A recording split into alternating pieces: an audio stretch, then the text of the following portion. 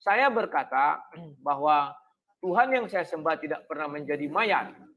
Sekalipun kalian ada ayat mengatakan bahwa Yesus mati di kayu salib.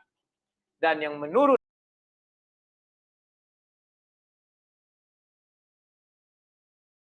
Pertanyaan pertama dari Akhi Zuma untuk sang debater, Bang Rudi. Silahkan Akhi, 2 menit waktu Anda untuk bertanya kepada Bang Rudi. Sudah siap pertanyaannya?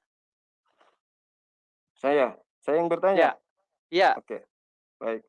Saya 10 silakan. detik aja bertanya. Untuk Bang Rudi, saya tertarik dengan paparan Anda tentang konsep yang Anda paparkan mengenai Sang Pencipta menurut konsep Kristen. Saya hanya ingin bertanya seperti ini.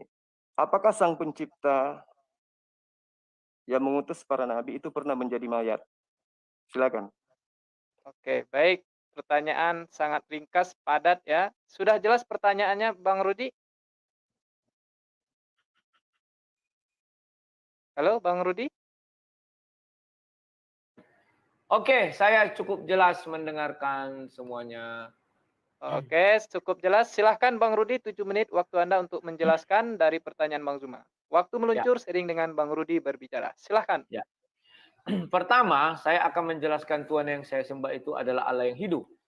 Saya bukakan, sebentar, ini saya share screen. Ya, Yeskiel 33. Tolong admin di share screen aja itu Yeskiel 33 ayat 11. Ya kan? Katakan kepada mereka, demi aku yang hidup, demikian firman Tuhan Allah. Artinya di sini Allah yang saya sembah itu mengakui dia hidup. Tolong di share screen. Ayah. Dan setelah itu kita buka Ibrani 9. Sebentar ya, ini sudah saya siapkan. Maka saya share screen semua. Ini Ibrani 9 itu perjanjian baru ucapan Rasul Paulus yang dilemari dari Roh Kudus. Ayat 14. Betapa lebihnya darah Kristus yang oleh Roh yang kekal telah mempersembahkan dirinya sendiri kepada Allah sebagai persembahan yang tidak bercacat dan menyucikan hati nurani kita dari perbuatan sia-sia supaya kita dapat beribadah kepada Allah yang hidup. Jadi di sini baik perjanjian lama maupun perjanjian baru tetap mengatakan itu Allah yang hidup. Dan ucapan Yesus sendiri di Yohanes 6 ayat 57. Ya. Karena koneksi agak putus-putus, biar saya bacakan. Yohanes 6 ayat 57. Sama seperti Bapa yang hidup mengutus aku. Jadi Yesus itu mengatakan bahwa Bapa atau Tuhan yang kami sembah itu adalah Allah yang hidup. Nah, pertanyaan si Zulkifli, apakah Tuhan yang kami sembah itu pernah menjadi mayat kan? Kan demikian. Saya berkata bahwa Tuhan yang saya sembah tidak pernah menjadi mayat. Sekalipun kalian ada ayat mengatakan bahwa Yesus mati di kayu salib.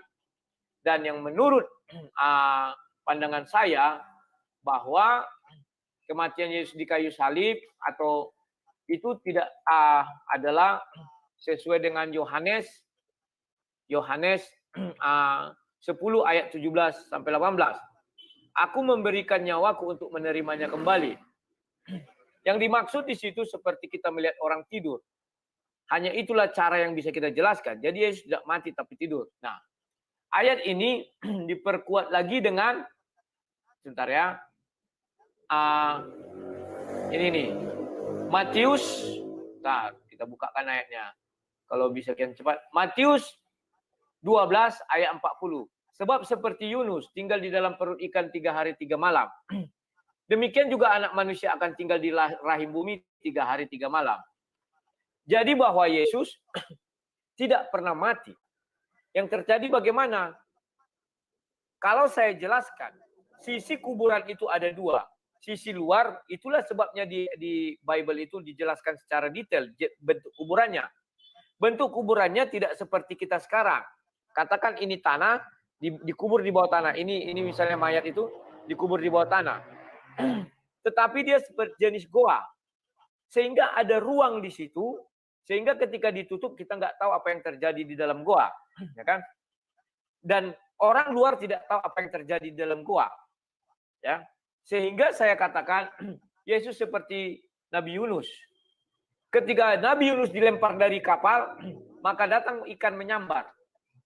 dari atas kapal orang mengira bahwa Yunus sudah mati ditelan ikan, maka mereka meninggalkan. Karena kalau sudah dimakan, mana bisa lagi hidup, ya kan? Itu logika berpikir manusia. Tetapi faktanya, Yunus memberitakan setelah dia dimuntahkan, dia memberitakan kepada orang bahwa dia tidak mati, malah berdoa di dalam perut ikan, ya kan? Demikian juga Yesus. Yesus tidak mati. Ketika kubur ditutup, orang tidak tahu apa yang terjadi. Dia bangun. Yohanes 10 ayat 17 dan 18. Aku memberikan nyawaku untuk menerimanya kembali. Ini hanya bisa kita buat gambarannya ketika orang tidur. Orang tidur, dia seperti kehilangan nyawa. Itulah sebabnya Yesus sering membuat gambaran orang mati seperti orang tidur. Bahkan Tuhan dari dulu pun mengatakan tidur. Ya, dia menerimanya kembali, bangun dia, suka-suka dia. Dia tidak mati. Demikian juga Yesus tidak mati. Karena sama seperti nubuatan Nabi Yunus katanya, itu harus digenapi. Ya.